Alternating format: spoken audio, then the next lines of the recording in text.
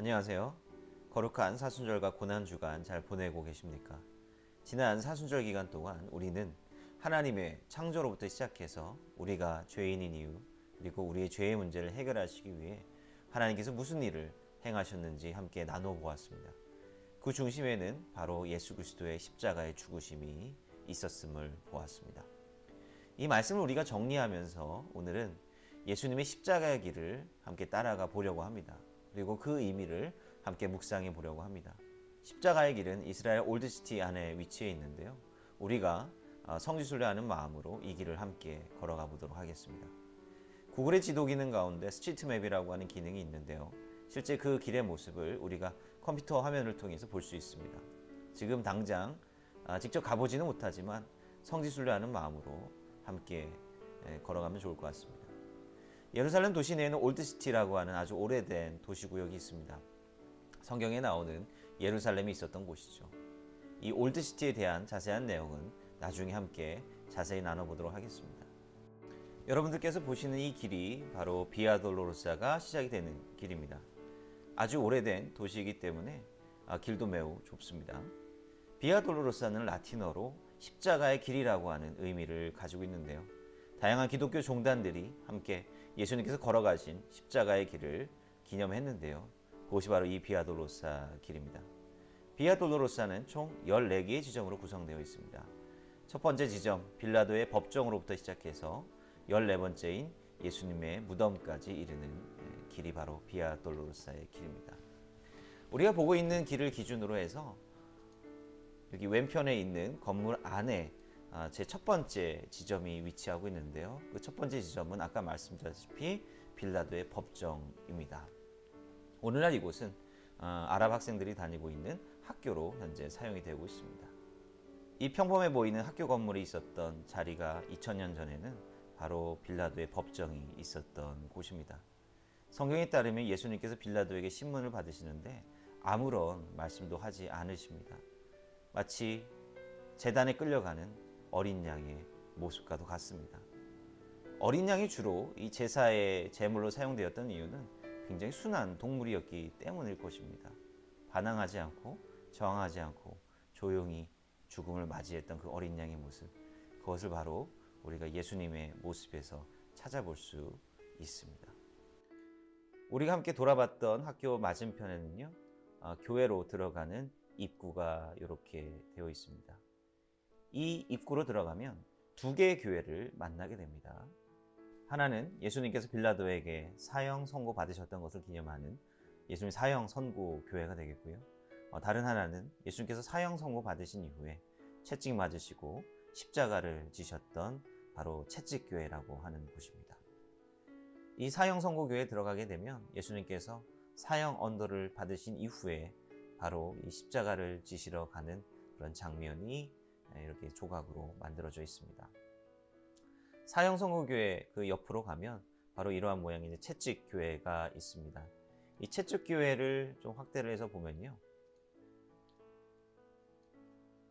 바로 이렇게 입구에 들어가는 이 아치의 모양이 바로 채찍으로 되어 있는 것을 볼 수가 있습니다. 당시 로마 시대의 채찍은 가죽으로 만들고요. 그 다음에 여기 뾰족뾰족한 게 이렇게 박혀져 있죠. 동물의 뼈라든지 가시라든지 이러한 것들을 바로 이 가죽에다가 매달아서 사람을 채찍질하게 되는 거죠. 그러면 이 가시 때문에 상처가 더욱더 깊어지고 이 채찍만으로도 사람이 죽는 일도 빈번했다라고 합니다. 예수님께서 이러한 모진 고문을 당하셨던 것이죠. 이 사진이 바로 채찍교회 내부의 모습이 되겠습니다. 지붕 쪽에 보시면 바로 예수님께서 쓰셨던 가시면류관이 바로 이렇게 이미지로 형상화되어 있고요. 또한 전면에는 이 세 개의 스테인글라스 장식이 있습니다. 가운데는 이 병정들이 제비를 보아서 예수님의 옷을 나누어 갖는 그런 장면이 나옵니다. 그리고 왼편에는 예수님께 사형을 언도한 빌라도가 손을 씻는 장면이 있습니다. 그리고 오른편에는 바로 바라바가, 예수님 대신 풀려난 바라바가 기뻐하는 모습이 나와 있습니다. 바라바가 누구인지 정확히는 알 수 없습니다. 성경에서는 살인자라고 나와 있는데요. 아무리 예수님을 죽이려고 혈안이 되어 있는 유대인들이었지만 살인자를 풀어줄 정도로 그렇게 정신이 없는 사람은 아니었을 것입니다. 이 살인자로 규정되어 있는 바라바는 아마도 열심당원이었지 않았을까 그렇게 생각을 해볼 수가 있어요. 열심당원이라 함은 이스라엘의 독립을 쟁취하기 위해서 무력을 동원하여서 바로 독립을 쟁취하려고 했던 그런 독립운동가들로 생각이 됩니다. 아마도 이 바라바가 살인을 저지른 대상은 로마 군인이었을 것입니다. 당시 성난 군중들이 바랬던 메시아상은 어떤 메시아상이었을까요? 아마도 저렇게 힘없이 십자가 형틀로 끌려가는 저런 예수님과 같은 메시아가 아니라 바로 정치적인 독립을 안겨주고 이스라엘을 다시 위대한 나라로 만들어줄 그런 세속적인 통치자가 이 성난 군중들이 바랬던 메시아가 아니었을까요? 그들이 보기에 예수님보다 바로 바라바와 같은 사람이 메시아상에 더 가까웠던 것 같습니다. 우리는 어떤 메시아상을 꿈꾸고 있습니까? 자, 두 번째 처소를 나와서요, 이제 세 번째 처소로 향하도록 하겠습니다. 이 길을 이렇게 쭉 따라가다 보면 이제 세 번째 처소로 향하게 됩니다. 이제 지도에서도 볼 수 있듯이 굉장히 좁은 길에 사람들이 많죠. 평소에도 장사하는 사람들도 많고 또 순례객들도 굉장히 많은 아주 복잡한 지역이 바로 비아 돌로로사의 길입니다. 우리가 십자가의 길 하면 굉장히 거룩한 길로 생각을 하지만 실제로 가보면 굉장히 시끄럽고 여기 경찰들도 있죠. 굉장히 번잡한 곳이 바로 이 비아 돌로로사의 길입니다. 예수님께서 계셨던 2000년 전에 그 성례의 모습도 마찬가지였죠. 예수님께서 십자가에 달려 돌아가실 때 조용했던 것이 아니라 성난 군중들의 욕을 들어가고 또 침을 맞으시고 돌을 맞으시면서 그렇게 힘들게 십자가를 지시고 골고다 언덕으로 향하셨을 겁니다. 이 골목 왼편으로 들어가 보면 자, 우리는 이와 같이 세 번째 처소와 네 번째 처소를 함께 볼 수가 있습니다. 세 번째 처소를 좀 확대해 보죠. 자, 이 세 번째 처소는 예수님의 넘어지심을 기념하는 처소가 되겠습니다. 비아 돌로로사 14개 처소 가운데 예수님께서 넘어지셨다라고 기념하는 처소는 총 3처소가 되겠습니다. 예수님께서 넘어지셨다라고 하는 것은 우리에게 무엇을 이야기해 주고 있습니까? 우리가 신앙 고백하는 것이 뭐죠? 예수님께서 인간의 몸을 입고 이 땅 가운데 오셨다라고 하는 것입니다. 하나님이신, 그리고 또 하나님의 아들이신 그분께서 인간의 몸을 입고 오셨다라고 하는 것이죠. 다른 사람을 사랑한다라고 하는 그 마음은 어떻게 잘 표현될 수 있을까요? 저는 그 표현이 내가 사랑하는 대상과 내가 같아질 때 그 사랑의 표현이 진실되게 나타난다라고 생각을 합니다. 하나님께서 우리를 너무나도 사랑하셨기 때문에 우리가 동일한 모습으로 이 땅 가운데 오셨다라고 하는 것입니다. 예수님께서는 우리와 함께 하시면서 웃으셨고 또한 우셨습니다. 그리고 우리가 보듯이 이렇게 무거운 십자가를 지고 인간의 연약함 때문에 쓰러지셨습니다. 바로 우리는 이 예수님의 쓰러지심을 통해서 하나님이 우리를 향한 사랑이 바로 이 성육신의 역사를 통해서 나타나고 있다라고 하는 것을 느낄 수가 있습니다. 그 옆에는 바로 네 번째 처소가 있는데요. 네 번째 처소는 어머니 마리아와 예수님이 이렇게 만나는 장면입니다. 예수님께서는 하나님의 아들로 이 땅 가운데 오셨지만 그 육신의 어머니 마리아를 위로하셨고 그 어머니에게 최선을 다하셨던 그 모습을 우리에게 보여주고 있습니다. 예수님께서는 완벽한 인간의 모습으로 이 땅 가운데 사시고 그 본분을 다 하셨던 것입니다. 자, 우리가 계속해서 길을 가보도록 하겠습니다. 네 번째 처소를 지나서요, 조금 이제 골목길로 계속해서 들어가다 보면 여기 지도상으로 사람들이 굉장히 많이 모여 있네요. 여기가 바로 다섯 번째 처소가 되겠습니다. 다섯 번째 처소에는 바로 이렇게 시몬이라고 하는 이름이 기념이 되어 있습니다. 여기는 바로 구레네 시몬이 예수님을 대신해서 십자가를 진 곳이 되겠습니다. 구레네라고 하는 곳은 어딘지 정확하게 알 수는 없습니다. 그러나 아마도 추정하기로는 오늘날 리비아의 트리폴리 정도로 생각이 됩니다. 디아스포라 유대인이었다라고 하는 거죠. 이 구레네 시몬이라고 하는 사람은 바로 이 유월절, 예수님께서 돌아가실 때는 바로 유월절 때였습니다. 우리가 지난 영상에서 나눴듯이 예수님의 십자가의 죽으심은 곧 유월절 제사였습니다. 우리의 죄를 사하시기 위한 유월절 제사였죠. 이 유월절은 오늘날에도 유대인의 명절들 가운데 가장 커다란 그리고 가장 긴 명절 가운데 하나입니다. 하나님과 이스라엘 백성들이 중요한 언약 관계를 맺게 되는 중요한 출애굽 역사 사건을 기념하는 절기가 되는 것입니다. 그래서 아마도 전 세계에 흩어져 살던 디아스포라 유대인들에게 있어서 가장 소원 중에 하나는 뭐냐면 6월절을 바로 예루살렘에 와서 지키는 것이었습니다. 구레네 시몬도 바로 이제 그러한 마음으로 바로 예루살렘에 들어와서 이 6월절 제사를 드렸을 것입니다. 그리고 무슨 흥미거리가 있나 돌아보던 차에 한 죄수가 십자가를 지고 골고다 언덕으로 향하는 그 모습을 바라보게 되는 것입니다. 저 죄인이 무슨 죄를 저질렀는지 몰라도, 정확히는 몰라도 십자가를 지고 십자가형을 당한다라고 하는 것은 굉장히 그 죄인이 아주 못되고 나쁜 놈이라고 하는 것을 의미합니다. 로마 시대에는 그랬으니까요. 그래서 구레네 시몬도 그 십자가 진 그 죄인을 정죄하고 침뱉고 돌로 던지고 하면서 그렇게 보았을런지도 모르겠습니다.